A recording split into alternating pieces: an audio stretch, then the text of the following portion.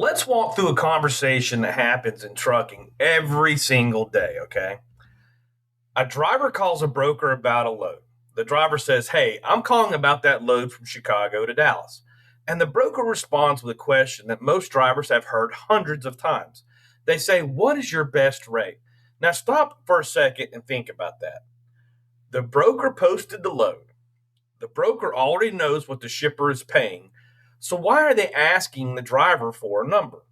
Why wouldn't they just tell you what the load pays? You see, it's a very interesting question. And once you start paying attention to how these conversations actually work, you start to notice patterns.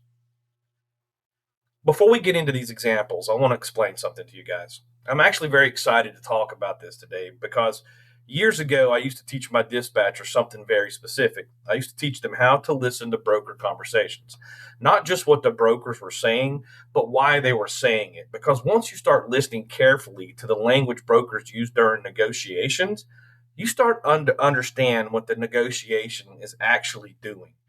And that matters more than people can realize. Because think about it, if you're hauling 3 or 4 loads a week, the difference in how you negotiate those loads can easily mean an extra $1,000 to sometimes $2,000 a week back into your overall gross. So just based on how you handled a few conversations with the brokers. Now imagine what that looks like over a year, or imagine what that looks like when you start running multiple trucks. Suddenly the difference becomes very, very significant. So learning how to negotiate freight rates is one of the most important skills that an owner operator can develop, especially in the early days. Because if you don't understand negotiation, brokers will absolutely take advantage of you 100%. Not because they're bad people, but because this is their job. Their job is to move freight as cheaply as possible. Your job is to run a profitable truck as much as possible. And those two things meet right in the middle of a negotiation. So let's walk through the 4 things brokers say during negotiations and what they really mean. Okay, so let's talk about this. Example number 1. What's your best rate? This is what the broker will say, okay? You call about a load, the broker answers. You say, "Hey, I'm calling about this load from Chicago to Dallas." And the broker they're gonna reply back like this. "Yeah, I've still got it. What's your best rate?" Drivers hear this every single day. Okay. What is actually happening? Now, I want you to think about this. Okay. The broker didn't give a rate, they didn't tell you what the shipper is paying. Instead, they asked you for a number. Why? Because what they are trying to do is get you to anchor the negotiation first. Let's say the broker actually has $2,800 in that load, okay? But the driver says, "I could probably do it for 2,200." Now, something interesting just happened. The broker didn't negotiate the rate down, all right? The driver lowered the price themselves. And when that happens hundreds of times a day across load boards, this is why rates fall. It's called rate discovery. Okay.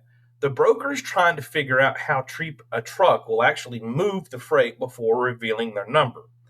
So, the way you take care of this as a driver, the way that you should respond is, well, look at it like this. Professional negotiators, they never give their rate first. Instead, what they do is they respond with something simple. "What's the rate you have on it?" Now the broker has to reveal their number first. And once a number is on the table, now you're actually negotiating. So this is very important to listen to what they are saying and what to reply back with because you need leverage. You don't need to give the leverage to them. Example number 2. This is something else you're going to hear a lot of. The rate is firm. Okay. Here's another line that drivers hear all the time. You're going to make an offer.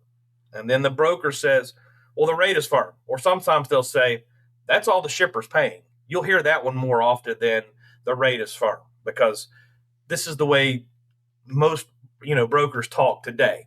So you're going to hear that's all the shipper's paying. So the conversation's over, or at least that's how it sounds. What is actually happening? Okay. Drivers notice something interesting. They'll hang up the phone a lot of times, and sometimes 20 minutes later, the broker will call you back. Suddenly, the rate is 200 higher, sometimes 400 higher. Now, ask yourself something. If the rate was firm, or if there was no money in it, like he said before, why did it change? Because the broker wasn't giving you the final rate. What they were doing was testing the market first. They wanted to see if someone would move the load cheaper. If someone does, great for the broker. If nobody does, then the number starts moving. You see, that's how markets work. What you should respond to this question, instead of arguing, just say something simple, is that rate doesn't work for my truck. Leave it there, no emotion, no debate. If the load really needs to move, the broker might call back. But if he doesn't call back, keep working other loads. Don't worry about it. All right? Too many times I see dispatchers and drivers get hung up about one load. This is a business, okay? We're trying to find the load that is most profitable for our business. So keep working and start looking for what's going to work for you. Don't do something that's going to work for them. All right? Next question, example 3. This is a good one too, and a lot of times brokers. I used to see this a lot. I'm not trying to pick on areas of the United States, but a lot of Northeast brokers many years ago would try this one. They'd say another truck will take it.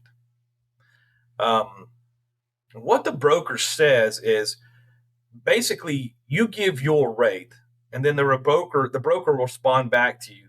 I've got another truck that'll take it cheaper, or another carrier just offered less. You see, that statement is designed to do one thing, and one thing only, and that's to create pressure with you. Okay, so what's actually happening? The broker wants you to think that if I don't take this right now, I'm going to lose that load. And when drivers feel rushed, they lower their number. But something interesting happens sometimes. Drivers will hang up, and then the broker calls them back later, which tells you something very important. The cheaper truck may not have even existed at all. What it is a negotiation tactic. And believe me, the good brokers do this. So, what you should do, how you should respond back to them, matters. So, professional drivers stay calm. They say something very simple. And this is what you reply back to this comment. If that truck works for you, go ahead and run them. Don't say no more. Leave it there, because real negotiation requires something important, and that is the willingness for you to walk away. All right? Now, here's one that number 4 that you're going to hear all the time, and this is to this day, this is a big one that brokers use, and they say this: that's all the shipper is going to pay. Okay. What the broker says is, you give your rate. Maybe you say, I need 2,800 to move that. And then the broker will reply back to you, that's all the shipper's paying. Or there's no money in it. Most drivers hear that and then they assume the negotiation is finished.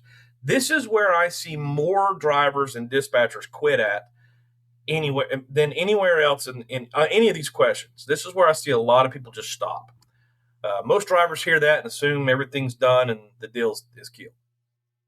But that statement deserves a closer look. You need to dig into it a little bit deeper because here's how brokerage actually works. The shipper pays the broker pays the carrier. The difference between those numbers is the broker's margin. Sometimes that margin is tight, sometimes there's a lot of room. And when a broker says that's all the shipper is paying, what they really mean is that's the rate I'm offering right now. Those two things are not always the same. That's why drivers sometimes decline the load. And then later they see the load reposted for more money. What it does is it tells you something has changed. The broker needed the freight moved, is what it's trying to tell you. So, what I want you to do is listen to what they said. And the goal is not to argue, but the way you should don't negotiation is not about fighting either. A lot of you guys want to start fighting. Don't do that. You should respond back and do it with clarity. A professional response sounds like this: I understand that rate just doesn't work for my truck. I understand that rate just doesn't work for my truck. And leave it there. Now the broker has to decide whether the load needs to move badly enough to adjust the rate. So let's step back and let's look at what we just covered.